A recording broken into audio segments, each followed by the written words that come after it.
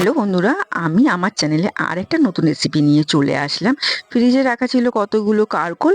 তো কারকোল ভাজা খেতে আর ভালো লাগছিল না বলে ভাবলাম নতুন কিছু ট্রাই করা যাক। চলো নতুন কিছু ট্রাই করার জন্য কারকোলগুলোকে বের করে নিয়ে এসেছি এবং ধুয়ে ওর ভেতরের বীজগুলো সমস্ত বের করে নেবো এবং বের করে বীজগুলো ফেলবো না, রেখে দেবো। আর ওইদিকে কারকোলের ভিতরে পুর ঢুকাতে হবে, বুঝতেই পেরে গেছো যখন ফাঁকা করেছি। তার জন্য নিয়ে নেবো কিছুটা নারকেল আর নিয়ে নেবো চিংড়ি মাছ। আর ওই কারকোলের ভেতর থেকে যে বের করেছিলাম বীজগুলো তার অল্প অংশ নেব আর নেব সাদা সর্ষে, নিয়ে একটা পেস্ট বানিয়ে নেবো সুন্দর করে।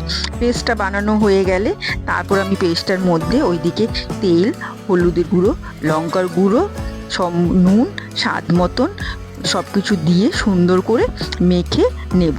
মাখা হয়ে গেলে তারপরে আমি আস্তে আস্তে সমস্ত কারকোলগুলোর মধ্যে পুরগুলোকে ঢুকিয়ে দেবো। পুরগুলো ঢুকে মুখটাকে আটকিয়ে দেবো সুন্দর করে। আটকানোর জন্যই আমি ডান্ডিগুলোকে ফেলে নিই, ওগুলো ভাজার সময় যাতে না বেরিয়ে যায়। পুরগুলো একবার ভাজা হয়ে গেলে কারকোলটা তারপর পুরগুলো জমে যাবে, আর বেরোবে না, ওই জন্য ওটা রেখে দিয়েছি। ওটা খুলে যাবে আমি জানি। তারপর সমস্ত ভরা হয়ে গেলে ওই দিকে আমি চলে যাব গ্যাসের চুলায়। তো গ্যাসের চুলাতে কড়াইটাও বসিয়ে দিয়েছি, তাতে দিয়ে দিলাম পরিমাণ মতন সর্ষের তেল। সর্ষের তেল দিয়ে রান্নাটা করব। পরিমাণ মতন সর্ষের তেল দিয়ে সর্ষের তেলটা গরম হয়ে গেলে ওই কারকোলের মধ্যে লাগিয়ে নেব কিছুটা নুন। হলুদ দেওয়ার দরকার নেই, শুধু নুন দিয়ে মেখে আমি কারকোলগুলোকে সুন্দর করে ভেজে নেব।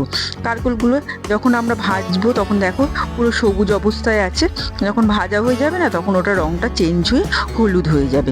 আর ওইদিকে মশলার জন্য কিছুটা পেঁয়াজও কেটে নিয়েছি আর কেটে নিয়েছি টমেটো। তো ওই তেলের মধ্যে কারকোলগুলো তুলে পেঁয়াজটা দিয়ে দেবো। পেঁয়াজটা ভাজা ভাজা হয়ে গেলে তার মধ্যে টমেটো দিয়ে দেবো। টমেটো দেওয়ার পরে কিছুক্ষণ নাড়াচাড়া করার পরে টমেটোটা যখন মজে আসবে সেই সময় আমি হলুদ আর লঙ্কার গুঁড়োটা ভিজিয়ে রেখেছিলাম জল দিয়ে, সেই পেস্টটা আমি দিয়ে দেবো।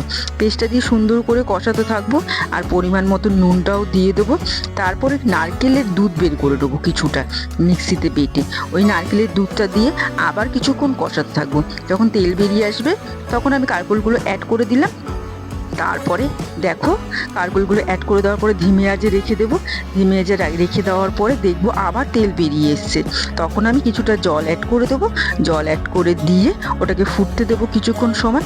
কারকোলগুলো সেদ্ধ হয়ে গেলে নামিয়ে নেব। আর দেখো কত সুন্দর হয়েছে দেখতে। ভিডিওটা ভালো লাগলো লাইক, কমেন্ট আর সাবস্ক্রিপশনটা করো। Thank you.